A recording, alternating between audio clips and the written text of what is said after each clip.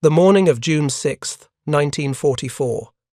General Wilhelm Falley sat in the back seat of his staff car, racing through the darkness of the Norman countryside toward his headquarters near Bernaville. Above him, the roar of thousands of aircraft engines filled the night sky, a sound so massive it seemed to vibrate through his chest. The commander of the 91st Air Landing Infantry Division had spent the previous evening at a tactical exercise in Rennes. Like many German officers that night, he'd assumed the storm raging across the Channel made any Allied invasion impossible. Now, listening to that mechanical thunder overhead, he realized how catastrophically wrong that assumption had been. Preparing and narrating this type of story took us long efforts and hard work. So, if you are enjoying the story, please consider subscribing to our channel. His driver pushed the Mercedes faster through the narrow roads. They had perhaps 15 kilometers to go. Around them, the darkness erupted with parachute canopies blooming white against the black sky, hundreds of them, maybe thousands. American paratroopers, Falley's division had been specifically trained to counter airborne operations. The irony would have been bitter if he'd had time to consider it. He didn't. As his staff car turned onto the grounds of his headquarters, a blaze of gunfire tore through the pre-dawn darkness. Troopers from the 82nd Airborne Division had gotten there first. General Wilhelm Falley became the first German general to die in the Normandy invasion, killed by the very force his superiors had spent months dismissing as an overrated American experiment. If you're enjoying this deep dive into the story, hit the subscribe button and let us know in the comments from where in the world you are watching from today. What makes this moment so profound isn't just that an elite German division commander was killed by scattered paratroopers operating miles from their intended drop zones. It's that his death crystallized everything the German High Command had gotten wrong about American airborne forces. For 18 months, German intelligence had been tracking the development of the American 82nd and 101st Airborne Divisions. The assessments that crossed German desks ranged from cautious to openly contemptuous. These weren't real soldiers, the thinking went. They were showmen. Propaganda units designed to boost American morale rather than win battles. The reasoning seemed sound, from a European perspective. The Germans had invented modern airborne warfare with their assault on Crete in May 1941. That operation had been a technical success, seizing the island from British and Commonwealth forces. It had also been a bloodbath. The Fallschirmjäger, Germany's elite paratroopers, suffered over 6,000 casualties in 10 days. Nearly 1/4 of the assault force, Hitler himself declared the day of the paratrooper had passed. German airborne forces would never again conduct a major combat jump. They'd become light infantry, excellent infantry certainly, but no longer jumping from aircraft into battle. If the inventors of airborne warfare had abandoned the concept after one campaign, what chance did inexperienced Americans have? That was the question German planners asked themselves through 1943 and into 44. The British had their airborne forces too, tested at Bruneval and in North Africa. But the Americans? The 82nd Airborne Division had only been activated in August 1942. The 101st came even later, activated in the same year. These were divisions composed almost entirely of volunteers who'd never heard a shot fired in anger, led by officers whose combat experience consisted of training exercises in Georgia and North Carolina. German intelligence reports from early 1944 paint a picture of professional skepticism shading into dismissal. Yes, the Americans were training airborne divisions. Yes, they were pouring resources into parachute schools and glider programs. But resources don't equal combat effectiveness, and enthusiasm doesn't compensate for experience. The Luftwaffe's intelligence wing provided detailed analyses of American airborne capabilities. Their conclusions were measured but clear. American paratroopers lacked the tactical sophistication of German Fallschirmjäger. Their training emphasized physical fitness and unit cohesion over the complex combined arms coordination that characterized German airborne doctrine. More importantly, the Americans had no combat record. Zero. The 82nd had shipped to North Africa in April 1943, but that was for training, not combat. They were practicing, not fighting. And practice, in the German military tradition, was a poor substitute for the lessons written in blood. Then came Sicily. On the night of July 9, 1943, the 82nd's 505th Parachute Infantry Regiment conducted the first American regimental-sized combat jump in history. The operation was, by any objective measure, a tactical disaster. High winds scattered the paratroopers across 50 miles of Sicilian countryside. Colonel James Gavin, commanding the 505th, landed so far from his objective that he initially wasn't certain he was in Sicily at all. Equipment bundles vanished into the darkness. Entire sticks of paratroopers couldn't find their units until dawn, if then. German intelligence officers reviewing reports from Sicily saw exactly what they'd expected. Confused Americans stumbling through the dark, disorganized and ineffective. That the operation had somehow contributed to the Allied success seemed almost beside the point. The Hermann Göring Panzer Division, which had been preparing to counterattack the invasion beaches, found itself engaged by scattered groups of paratroopers at Piazza Ridge. The engagement delayed the German counteroffensive, true, but that delay came at horrific cost. The 82nd Airborne suffered massive casualties, both from the chaotic drop and from friendly fire, when follow-on missions flew over Allied ships that mistook the C-47s for German bombers. 23 transport aircraft were shot down by Allied anti-aircraft guns. The human cargo aboard those planes died without ever reaching Sicily. If this was the future of American airborne warfare, German analysts concluded, the threat was manageable. Dangerous, certainly. American soldiers fought with impressive determination once they got organized. But airborne forces required more than courage. They required precision, coordination, and the ability to operate as coherent units deep behind enemy lines. The Sicily operation suggested Americans lacked all three. The same pattern repeated when the 82nd jumped into Italy at Salerno in September 1943. Better results this time, less scattering, more immediate impact on the battle. But still, nothing that suggested these airborne divisions represented a fundamental threat to German defensive doctrine. Elite units, perhaps. Dangerous under certain circumstances, absolutely. But the sort of war-winning weapon that would change the strategic calculus of the Western Front? The evidence from the Mediterranean didn't support that conclusion.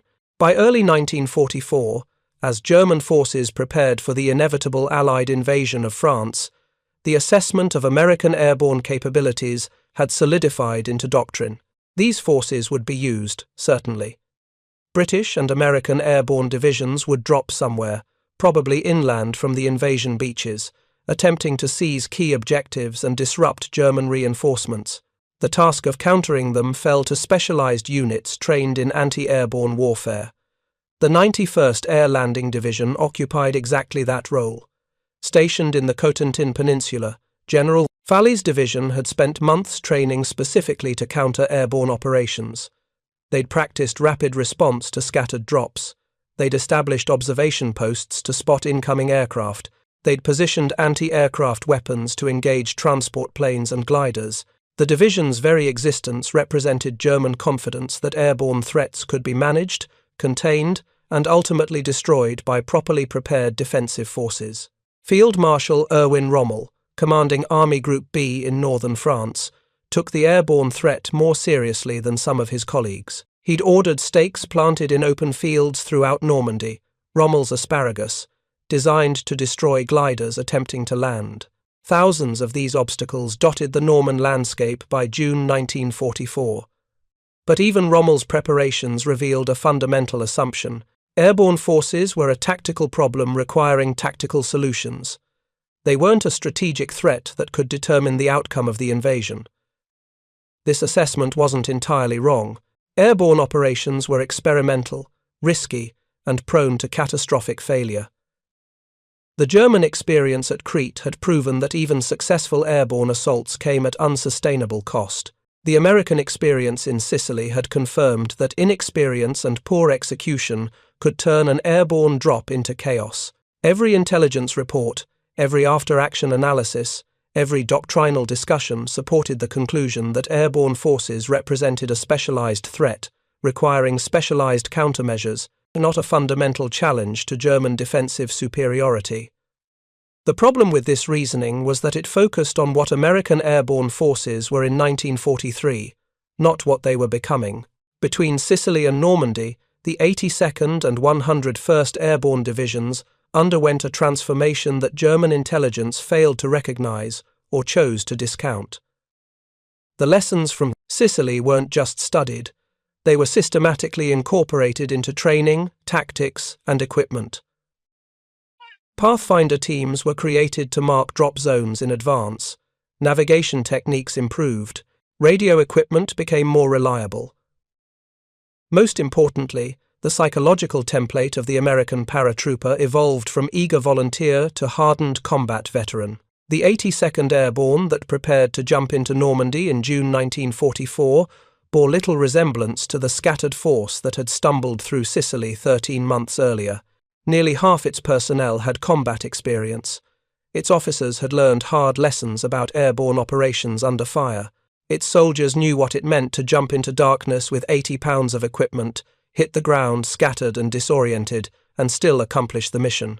That knowledge, purchased with blood in Sicily and Italy, created something German intelligence reports couldn't adequately measure. Combat confidence. The 101st Airborne Division presented a different challenge for German assessment. This division had never seen combat. By the traditional metrics German military doctrine used to evaluate unit effectiveness, the 101st should have been even less threatening than the 82nd. Inexperienced troops, untested officers, no combat record whatsoever. But the 101st wasn't starting from zero. Its cadre included officers transferred from the 82nd. Its training incorporated lessons from Sicily. Its soldiers were all volunteers who'd chosen to become paratroopers, accepting significantly higher risk for the privilege of wearing jump wings. That volunteer status created a self-selection effect German analysts underestimated. These weren't conscripts hoping to survive. These were soldiers who'd actively sought out the most dangerous role in the American military. By May 1944, as Allied intelligence confirmed the location and strength of German forces in Normandy, the strategic picture became clear. The American western flank would land at Utah Beach, the easternmost of the two American landing zones. Behind Utah Beach stretched flooded marshlands and 4 narrow causeways, perfect terrain for defenders to contain an amphibious assault. German forces, including elements of the 709th Infantry Division and the 91st Air Landing Division, held positions covering these approaches. If those causeways could be held even for hours, the Utah Beach landing force would be trapped on a narrow strip of coastline, vulnerable to counterattack and unable to link with British and Canadian forces landing farther east. That tactical reality drove the decision to commit both American airborne divisions to the Normandy invasion. The 82nd and 101st would drop inland, behind the beaches, with 3 primary missions. First, secure the western exits of those causeways to allow forces from Utah Beach to move inland. Second, seize key towns and road junctions, particularly Sainte-Mère-Église, to prevent German reinforcements from reaching the beaches.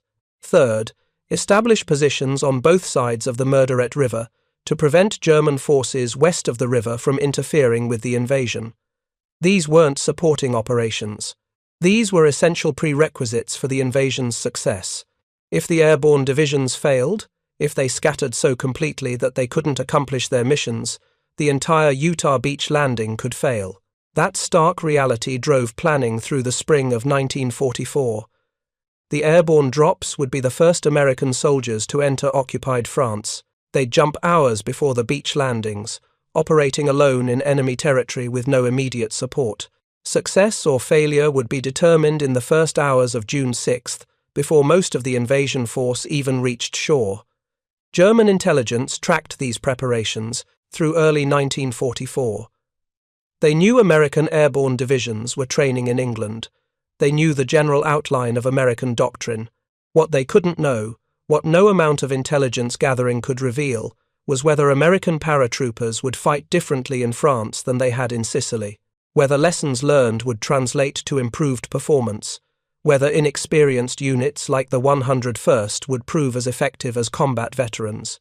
Air Chief Marshal Sir Trafford Leigh-Mallory, commander of the Allied Expeditionary Air Force, shared some of German skepticism about the Normandy airborne operation. His estimates predicted 50% casualties for paratroopers and up to 70% for glider troops. These weren't wild guesses. They were based on detailed analysis of what had gone wrong in Sicily, projected forward to a night drop over defended territory in poor weather conditions. General Omar Bradley, commanding First Army, insisted that 75% of the airborne assault be delivered by gliders to achieve better concentration. The arguments raged through May.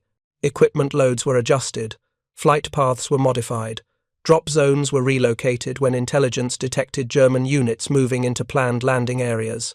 Then, in late May, everything changed.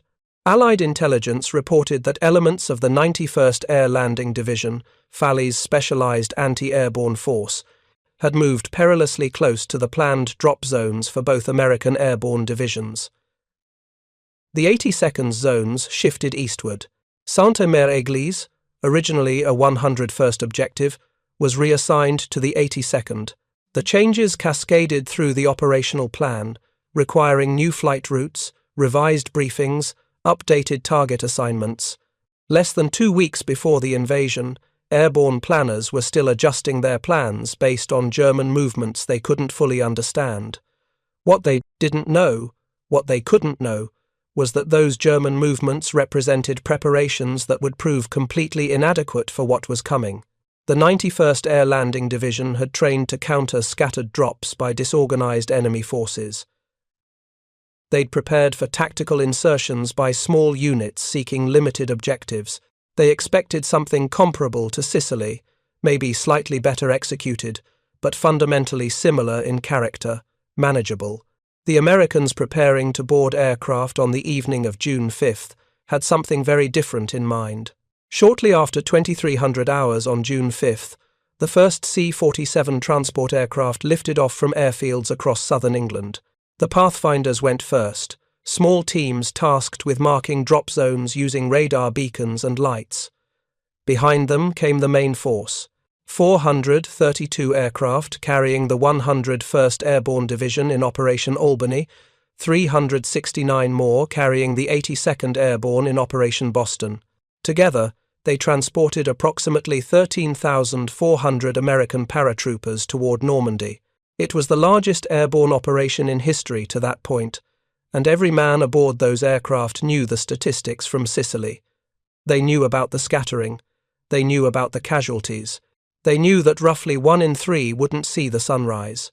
The flight route had been carefully planned to avoid German radar stations and anti-aircraft concentrations. The formations flew south over the English Channel, then executed a 90-degree turn to approach the Cotentin Peninsula from the west, passing between the Channel Islands of Guernsey and Alderney. In theory, this approach kept them away from the heaviest coastal defences. In practice, German radar operators tracked them anyway. The sheer number of aircraft made stealth impossible.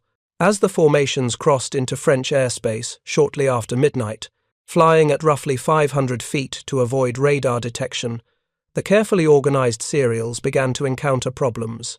A cloud bank stretched across the peninsula, thick enough to force pilots to climb or dive to maintain visual contact with their wingmen. Some formations climbed to 1,500 feet, others descended to 300. The tight groupings that had characterized the flight over England began to loosen, then fragment. Pilots flying on instruments in darkness through clouds, with anti-aircraft fire erupting around them, made split-second decisions that cascaded through entire formations. Then the German anti-aircraft batteries opened fire. The German Army's flak 38 20mm cannons had been positioned specifically to engage low-flying aircraft. At altitudes below 1,000 feet, the lumbering C-47s presented nearly stationary targets. Tracers lit the night sky. Aircraft shuddered as shells tore through wings and fuselages. Some pilots, seeing the plane ahead explode, instinctively turned away from the planned flight path. Others pushed forward, maintaining course through the fire. The discipline varied, the results varied. But the scattering that resulted was far worse than anything seen in Sicily. In the aircraft, paratroopers stood hooked to static lines, waiting for the green light that would signal them to jump. The interior of a C-47 filled with men in full combat gear was cramped, hot, and loud, even in normal flight. Under anti-aircraft fire, with the plane taking evasive action, it became a nightmare of controlled panic. Men vomited from air sickness and fear. Equipment bags hung from their legs or attached to their harnesses, shifted with every violent maneuver. Some pilots, desperate to get their human cargo out before their aircraft was hit, turned the green light on early. Paratroopers jumped over wrong drop zones, or in some cases, jumped over the English Channel itself. Preparing and narrating. This type of story took us long efforts and hard work. So, if you are enjoying the story, please consider subscribing to our channel. Lieutenant Richard Winters of Easy Company, 506th Parachute Infantry Regiment, jumped with 140 men. By sunrise, he'd located 11. That 92% dispersion rate wasn't unusual. It was typical. Across the Cotentin Peninsula, American paratroopers came down in apple orchards, marshes, village squares, German headquarters compounds, and flooded fields that intelligence photos had somehow missed. Men drowned in 3 feet of water, unable to shed their heavy equipment quickly enough. Others landed in trees and dangled helplessly, while German soldiers shot at them. Some came down directly on German positions and died before reaching the ground. The Pathfinder teams, which were supposed to mark drop zones in advance, fared no better than the main force. Of the Pathfinder teams assigned to the 101st Airborne Division's drop zones, only one managed to set up its radar beacon in the correct location. The others either landed too far from their zones or landed in areas where German troops prevented them from setting up their equipment. The 82nd's Pathfinders achieved mixed results. The team assigned to Drop Zone O near Sainte-Mère-Église managed to deploy their equipment, but teams assigned to other zones landed scattered among positions of the 91st Air Landing Division and couldn't reach their objectives. What happened next should have been catastrophic. 13,400 paratroopers, scattered across approximately 50 square miles of hostile territory, most landed far from their intended zones, many without their officers, with sporadic radio communications and no clear picture of where friendly forces were located. By every metric German commanders used to evaluate combat effectiveness, the American airborne assault was a complete failure. The forces that were supposed to seize specific objectives couldn't even locate those objectives. Units that were supposed to operate as battalions had been reduced to squads or fire teams. Command and control had broken down almost completely. Except American paratroopers didn't react to chaos the way German doctrine predicted they would. They'd been trained extensively on a principle that seemed almost absurdly simple. If you don't know where you are, attack something. If you can't find your unit, find any unit and join it. If you can't reach your objective, find a different objective and accomplish that mission instead. This wasn't desperation. It was doctrine, drilled into paratroopers through months of training. Small unit initiative wasn't just encouraged. It was the foundation of American airborne tactics. German forces throughout the Cotentin Peninsula spent the night of June 5th through 6th encountering exactly this phenomenon. A German communication outpost would suddenly come under attack from a group of 5 Americans who seemed to appear from nowhere. A supply convoy moving toward the coast would be ambushed by a mixed force of paratroopers from 3 different regiments who'd linked up by chance in a hedgerow. A headquarters compound found itself exchanging fire with an enemy force whose size, location, and objective remained completely unclear.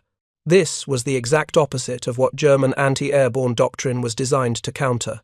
The 91st Air Landing Division had trained to locate enemy drop zones, determine the strength and composition of enemy forces, and counterattack with sufficient force to destroy those forces before they could accomplish their missions.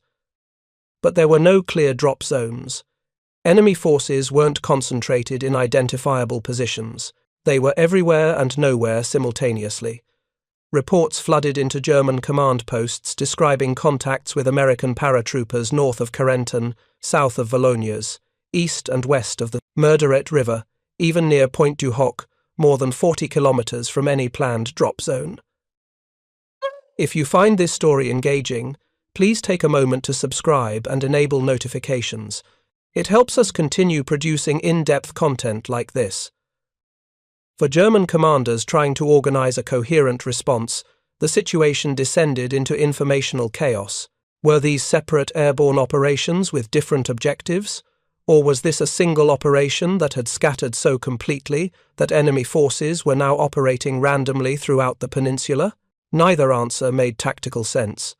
The first suggested an impossibly complex plan with too many simultaneous objectives. The second suggested such catastrophic failure that Allied forces should have been combat ineffective.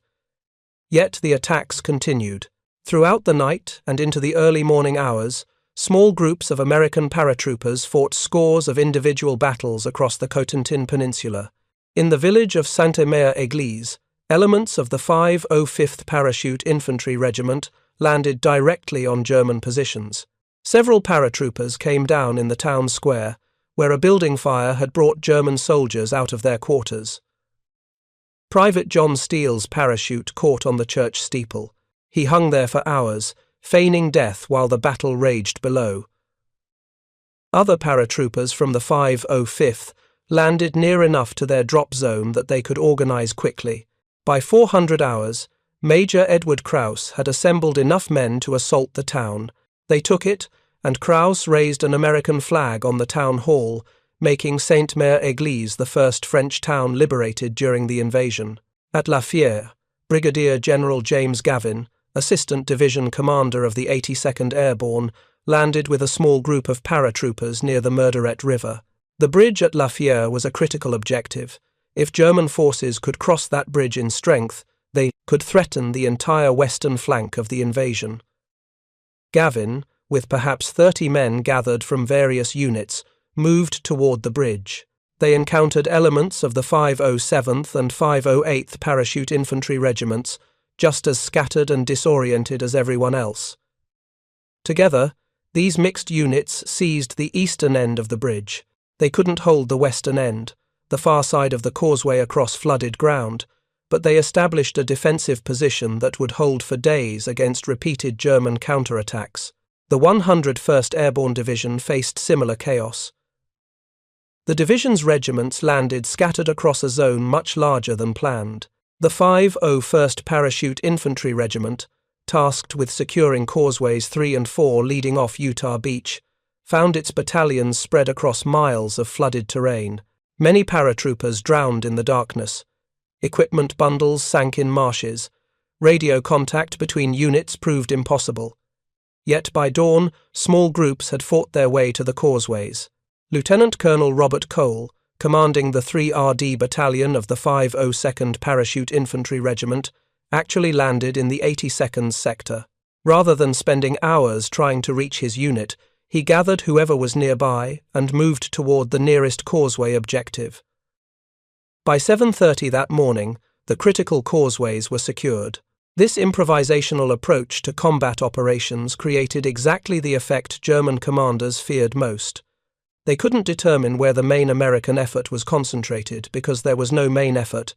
There were hundreds of efforts, each small enough to handle easily in isolation, but collectively representing an overwhelming threat. A German battalion commander might successfully repel an attack by a dozen American paratroopers, only to receive reports that another group had attacked his supply depot 2 kilometers away. By the time he could redirect the forces to that threat, a third group would emerge somewhere else entirely. The psychological impact on German defensive coordination cannot be overstated. The scattered drop that should have been an American catastrophe became a German nightmare.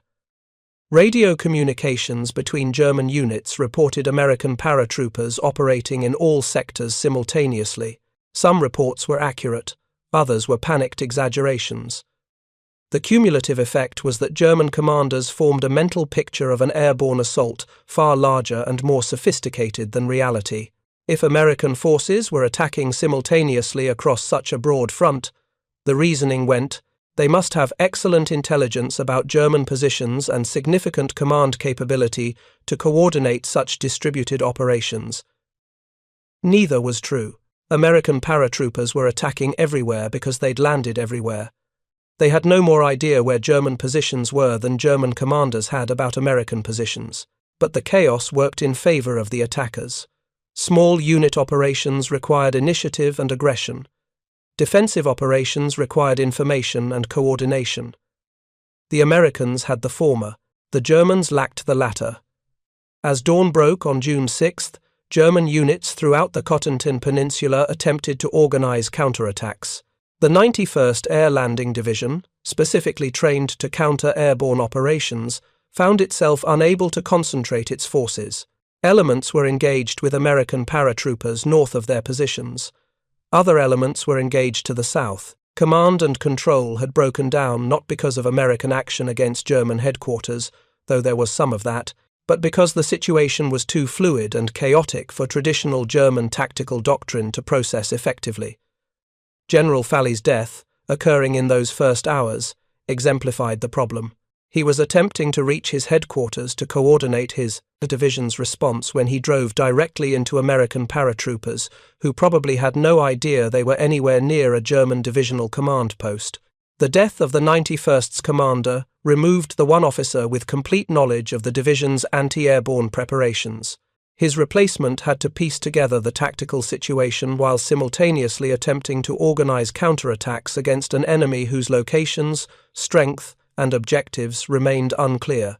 The official German assessment, compiled weeks later from after-action reports, estimated American airborne forces in the Cotentin Peninsula at over 20,000 men.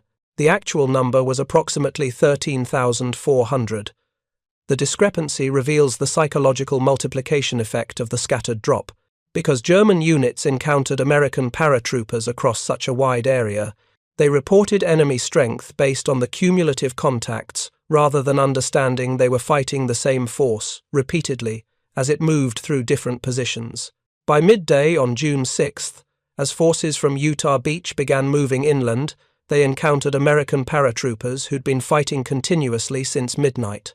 The link-up occurred near Causeway 2, where elements of the 101st Airborne met the 4th Infantry Division around noon. The causeways were secure. Sainte-Mère-Église was in American hands. The bridges over the Murderette River, while not completely controlled, were sufficiently contested that German forces couldn't use them to reinforce coastal defences.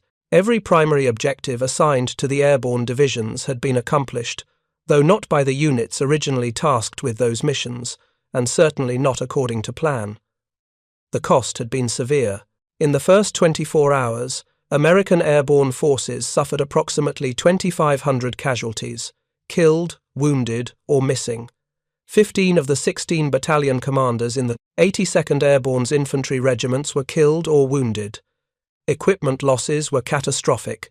Radios, mortars, machine guns, anti-tank weapons, all the heavy equipment that had been carefully loaded into equipment bundles and dropped separately from the paratroopers, much of it was lost in marshes, landed in German-controlled areas, or simply couldn't be located in the chaos. The airborne divisions were operating as light infantry, with even lighter equipment than planned, but they had accomplished what no German commander thought possible. They'd survived the scattered drop. They'd reorganized themselves into effective fighting units, despite losing most of their command structure, and they'd seized and held critical terrain that allowed the beach landing forces to move inland.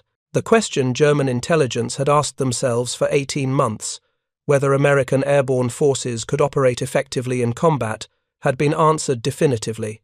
The answer was yes, though not in the way anyone had predicted. The scattered nature of the drop, which should have been fatal, had instead created tactical conditions that overwhelmed German defensive responses. The lack of coordination, which should have prevented Americans from achieving their objectives, had instead prevented Germans from understanding where to concentrate their defensive forces. The chaos that should have destroyed American combat effectiveness had instead destroyed German situational awareness. Every assumption German planners had made about airborne operations, assumptions based on their own Crete experience and on observed American performance in Sicily, had proven inadequate for understanding what happened in Normandy. Major Friedrich August von der Heydte, commanding the 6th Fallschirmjäger Regiment, spent June 6 fighting American paratroopers near Carentan. His regiment was considered elite, combat veterans from the Eastern Front attached to the 91st Air Landing Division specifically because German planners expected they'd be the most effective force against American airborne troops. The battle that developed through the day and into subsequent days convinced von der Heydte of something his superiors found difficult to accept. These American paratroopers fought with a ferocity and tactical sophistication that equaled, and in some circumstances exceeded, German Fallschirmjäger capabilities. The assessment wasn't based on romantic notions of American courage. It was based on tactical observation. American squad and platoon leaders demonstrated remarkable initiative, attacking German positions without waiting for orders, identifying and exploiting weaknesses in German defensive arrangements, and maintaining pressure, even when isolated and outnumbered. The individual American paratrooper, von der Heydte noted in his post-battle reports, was heavily armed, well-equipped, and aggressively trained. More importantly, he seemed comfortable operating without direct supervision, a quality German doctrine valued in NCOs and officers, but didn't particularly emphasize in ordinary soldiers. This observation pointed toward a fundamental difference in training philosophy that German commanders hadn't fully appreciated. American airborne training emphasized decentralized decision-making at every level. Privates were taught to think like squad leaders. Squad leaders were taught to think like platoon leaders. The philosophy assumed that combat, especially airborne combat, would fragment units and place junior personnel in positions requiring independent tactical judgment. That assumption proved devastatingly accurate in Normandy. German tactical doctrine, by contrast, emphasized hierarchical command structures. German soldiers were superbly trained, disciplined, and effective when operating within established command channels. But those command channels depended on officers and senior NCOs maintaining situational awareness and issuing appropriate orders. When American airborne operations disrupted those command channels, either by scattering German units or by creating tactical situations too fluid for traditional command processes to handle, German tactical effectiveness degraded significantly. The battles for control of the Murderet River crossings illustrated this dynamic clearly. German forces attempted to organize battalion-sized counterattacks to retake the bridges at La Fière and Chef du Pont. These attacks followed German tactical doctrine precisely: reconnaissance to determine enemy strength and positions, artillery preparation to suppress defensive fires, coordinated assault by combined infantry and armor forces, exploitation of success to achieve breakthrough. Each step made tactical sense and would have been devastatingly effective against a conventional defensive position. But American paratroopers weren't defending conventional positions. They were defending whatever positions they happened to occupy when German counterattacks developed. The defensive line wasn't continuous. It consisted of strong points in hedgerows, buildings, and tree lines, with gaps between positions that required constant infiltration and counter-infiltration. German attacks that successfully pushed through one American position would suddenly find themselves taking fire from flanks and rear as paratroopers who'd been bypassed emerged to attack German supply lines and command posts. This wasn't sophisticated tactics in the conventional sense. It was chaos warfare, American paratroopers exploiting the same disorder that had scattered them in the first place. But chaos warfare requires soldiers comfortable operating in chaos, and American airborne training had specifically prepared them for exactly these conditions. The scattered drop wasn't an obstacle to overcome, it was the operating environment, and paratroopers had trained for it. By June 9th, 3 days after the invasion, German forces were still attempting to dislodge American airborne units from key positions. The battle at La Fière, in particular, raged continuously. German forces brought up armor, including captured French tanks from Panzer Battalion 100. The Americans defending the bridge had effectively no anti-tank weapons. They'd been dropped with bazookas, but most had been lost. The few that remained had limited ammunition. Yet when German tanks attempted to cross the causeway, American paratroopers attacked them in close combat, using grenades, satchel charges, and in several documented cases, climbing on the tanks themselves to destroy them at point-blank range. The 3 French tanks sent to retake the bridge were destroyed within minutes. The psychological impact on German forces can be inferred from subsequent tactical decisions. Rather than continue attempting to force the crossing with armor, German commanders shifted to infantry attacks supported by artillery.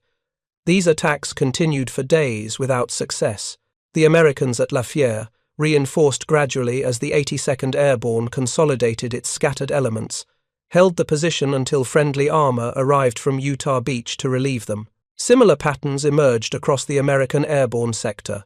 Objectives that German forces should have been able to retake with local counterattacks became defended positions that required increasingly large commitments of German combat power to reduce. The cumulative effect was that German forces that should have been repositioning to counterattack the beach landings instead found themselves tied down fighting scattered American paratroopers throughout the Cotentin Peninsula. This was the strategic impact German intelligence had failed to predict. The airborne assault didn't succeed by accomplishing its assigned missions cleanly and efficiently. It succeeded by creating such tactical chaos that German defensive operations couldn't function effectively. The scattered drop multiplied American combat power rather than diminishing it because it forced German forces to respond to threats across a much wider frontage than any concentrated airborne assault would have created. By the end of June 6th, as Eisenhower and his senior commanders assessed the day's results, the Normandy invasion had succeeded on all 5 beaches. Utah Beach, the Western American landing, had been the easiest. Casualties were light, objectives achieved ahead of schedule, and forward progress exceeded all planning estimates. Much of that success came from the work American airborne divisions had done in the hours before dawn. The causeways were open. The German forces that might have reinforced beach defenses were scattered or destroyed. The western flank was secure. The 101st and 82nd Airborne Divisions would continue fighting in Normandy for 33 days, accomplishing every mission assigned, never yielding ground once taken. By the time they were withdrawn to England in July, they'd suffered over 7,000 casualties between them.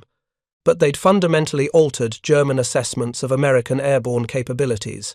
The contempt that had characterized early intelligence reports gave way to wary respect, then to something approaching fear. American paratroopers weren't propaganda units or experimental forces. They were elite combat troops capable of operating effectively under the worst possible conditions. The lessons learned in Normandy would shape airborne operations for the rest of the war. When the 82nd and 101st jumped into Holland during Operation Market Garden in September 1944, German forces prepared very differently than they had in Normandy. They expected scattered drops. They expected aggressive small unit operations. They expected American paratroopers to attack relentlessly, regardless of casualties or tactical disadvantage. Those expectations didn't prevent Market Garden from failing at Arnhem, but they did reflect a fundamental shift in German tactical understanding. Thank you for watching. For more detailed historical breakdowns, check out the other videos on your screen now, and don't forget to subscribe.